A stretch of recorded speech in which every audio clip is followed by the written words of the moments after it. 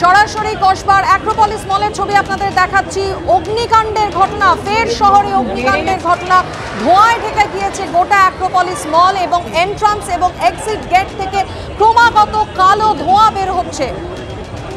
শিবাশিস মৌলিক আমাদের অপর প্রতিনিধির সঙ্গে রয়েছেন। শিবাশিস, এখানেই জানতে চাইবো, এই মলের ভিতরে প্রেক্ষাগৃহ রয়েছে, একাধিক দোকান রয়েছে, একাধিক রেস্তোরাঁ রয়েছে, সেই সমস্ত দোকান রেস্তোরাঁর কর্মীরা যারা, তাদেরকে বের করা কি সম্ভব হয়েছে? ভিতরে কারোর আটকে থাকার কোনো আশঙ্কা নেই তো?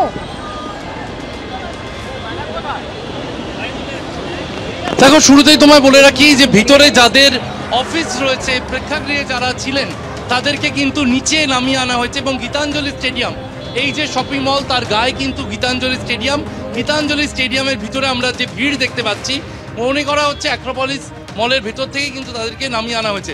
আপনারা কি ভিতরে ছিলেন? এটা আমরা কিছুক্ষণ আগেই, মানে আধ ঘন্টা আগে আমাদের এখানে সাইরেন বাজছিল, যেটা ফায়ার অ্যালার্ম যেটা হয়। তারপরে আমরা জানতে পারলাম যে একটা ফ্লোরে আমাদের নিচে লেগেছে আগুন, আমাদের 12th ফ্লোরে অফিস। তো দেন ইভাকুয়েটেড, আস্তে আস্তে দেখলাম 5 তলা থেকে প্রচন্ড বেশি ধোঁয়া বেরোচ্ছে এবং সবাইকে নামিয়ে আনা হয়েছে, সেফলি নামিয়ে আনা হয়েছে, সবাই এখানে অ্যাসেম্বল হয়েছে। যে ছবি আমরা দেখতে পাচ্ছি, আমাদের ক্যামেরা প্রতিনিধি দিব্যেন্দু সিনহা যে ছবি তুলে ধরছেন, তুমি দেখতে পাচ্ছ ইতিমধ্যে কিন্তু যে শপিং মল তার 3য় তলে 3rd ফ্লোরে কিন্তু আগুন লাগার এই ঘটনা ঘটেছে এবং একটি দোকান থেকে এই আগুন কার্যত ধোঁয়া দেখা যাচ্ছে বাইরে।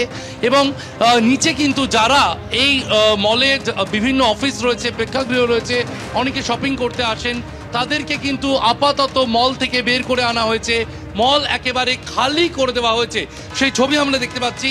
এবং নিচে যে নিরাপত্তারক্ষী যারা রয়েছেন, একেবারে গার্ডরেল দিয়ে কিন্তু ঘিরে দেওয়া হয়েছে মল, যাতে কেউ ভিতরে যেতে না পারেন।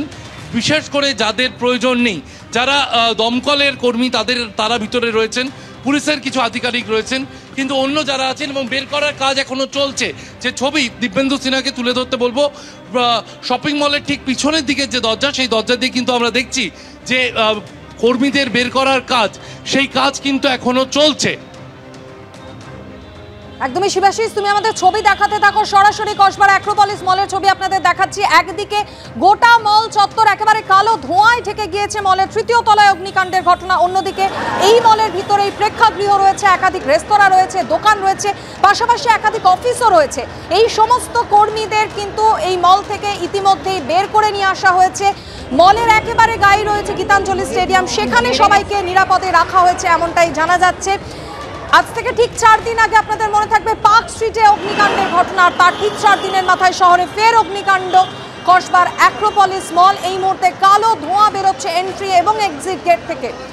মলের নিরাপত্তারক্ষীরা তারা গার্ড রেল দিয়ে গোটা মল যে চত্বর, সেই চত্বরটাকে ঘিরে দিয়েছেন, যাতে কেউ কোনোভাবেই মলের ভিতরে প্রবেশ করতে না পারে। রুমা পাল আমাদের প্রতিনিধি সরাসরি আমাদের সঙ্গে রয়েছেন। রুমা, তুমি জানাচ্ছিলে 2টি ইঞ্জিন ইতিমধ্যে ঘটনাস্থলে পৌঁছেছে, ছবি দেখতে পাচ্ছি আরো ইঞ্জিন আসছে। দেখো, একদমই আরো একটি ইঞ্জিন এসেছে এবং এই মুহূর্তে আমরা দেখতে পাচ্ছি সেই ইঞ্জিনে যারা দমকল কর্মীরা রয়েছেন তারা ভেতরে প্রবেশ করছে। আর কিছুক্ষণ আগে তুমি দেখলে যে একদম সংবাদ মাধ্যমকে এখান থেকে বের করে দেওয়া হলো, কারণ তাদের বক্তব্য ভেতরে যাওয়া যাবে না, কোনোভাবেই কিন্তু সংবাদ মাধ্যম ভেতরে যাচ্ছিল না, তারা নিজেদের কাজ করছিলেন। যদিও এখানে সিকিউরিটিদের বক্তব্য, সমস্ত মানুষ যারা ভেতরে ছিলেন তাদের ব্যাকেট করে দেওয়া হয়েছে, তাদের বের করে আনা হয়েছে। কিছুক্ষণ আগে দেখলাম কর্মীরা কিন্তু একদম মাস্ক নিয়ে ভেতরে গেলেন 3rd ফ্লোর, যেখানে এখনো পর্যন্ত জানা যাচ্ছে যে বুক স্টোর আছে। কি বুক স্টোর আছে, কোথা থেকে কিভাবে লাগলো সেটা কিন্তু পরবর্তীতে বোঝা যাবে। কিন্তু সব থেকে বড় প্রশ্ন, আগুনের উৎস কোথায়? আগুনকে পুরোপুরি নেভানো একটা সব থেকে বড় কাজ। এবং দমকল কর্মীরা 2টো ফায়ার ইঞ্জিন এসেছিল, একটি ফায়ার ইঞ্জিন এই মুহূর্তে এসে পৌঁছলো। এবং সব থেকে বড় প্রশ্ন, এই অ্যাক্রোপলিস মলের সাথে সাথে আমি একটু বাইরের চিত্রটা দেখিয়ে দিচ্ছি, যেখানে কিন্তু আমরা দেখতে পাচ্ছি ভেতরে ছিলেন তাদেরকে বের করে দেওয়া হয়েছে। মলের ব্যাপার, মলের সকাল থেকে যখন খুলে যায় তারপরে যখন রাত পর্যন্ত প্রচুর ভিড় থাকে এবং সমস্ত মানুষজনকে কিন্তু বাইরে বের করে দেওয়া হয়েছে। এবং আশেপাশে যেখানে রয়েছে তোমার যে সময় দোকানপাট রয়েছে এবং এখানে কিন্তু অফিস পাড়াও রয়েছে, এবং তার ফলে কিন্তু প্রচুর মানুষের ভিড় কমে গেছে।